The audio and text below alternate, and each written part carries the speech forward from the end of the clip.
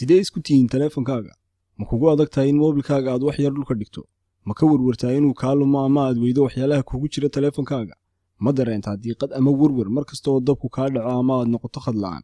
haddii aad astaamahan isku aragto waxaad halis ugu jirtaa nomophobia. haddaba waa maxay nomophobia? waa xaalad nafsadeed, waana phobia ama cabsi daran oo qofku ka qaado taleefan la'aanta ama inuu ka dheeraado taleefankiisa. waxaana nomophobia loo soo gaabiyey qoraalkeeda no mobile phone phobia. waa wax iska caadiya in qofku marmarka qaar ka warwaro inuu waayo taleefankiisa ama uu waayo macluumaadka ugu jira. balse waxay daraasado badani sheegeen in foobiyada noocan ah ay ku fidayso dunida. daraasad ay samaysay 2019 Journal of Family Medicine and Primary Care waxay sheegtay in ku dhawaad 350% dadka Britishka ah ee haystay taleefan sanadii 2008 ay dareemeen warwar mar kasta oo taleefanadooda dab ka dhacay ama ay noqdeen khad la'aan. sida guud khubarada caafimaadka maskaxda waxay isku raaceen nomophobia inay tahay xanuun nafsadeed oo qofka ka dhiga mid noloshiisa dhan ku tiirsan tahay taleefankiisa, iyadoo ku khasabta qofka in saacadaha ugu badan ee waqtigiisa uu ka ag dhawaado ama uu ku qaato taleefankiisa.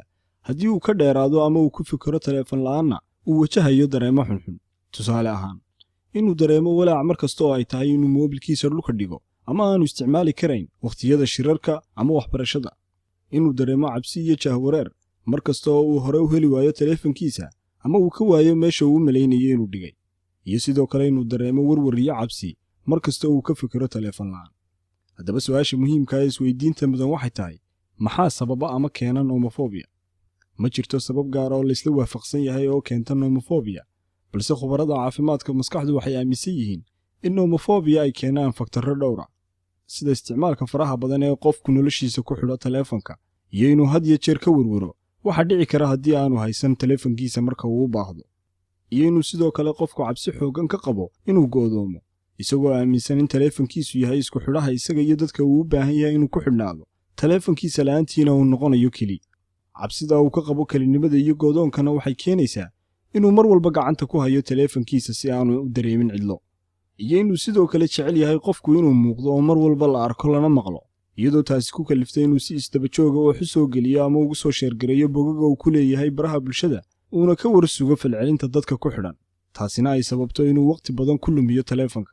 waxay arrintani had iyo jeer la xidhiidhaa kalsoonida iyo sawirka uu ka haysto qofku naftiisa, isagoo inta badan ihtimaamka siiya sawirka ay ka haystaan dadka kale. haddaba haddii aad isku aragto qaar ka mid a astaamahan aynu ka soo hadalnay, taa macnaheedu ma aha inaad qabto nomophobia, balse waxaa muhiim ah inaad ka warqabto xaaladaada nafsadeed oo aad ku baraarugsanaato caafimaadka maskaxdaada.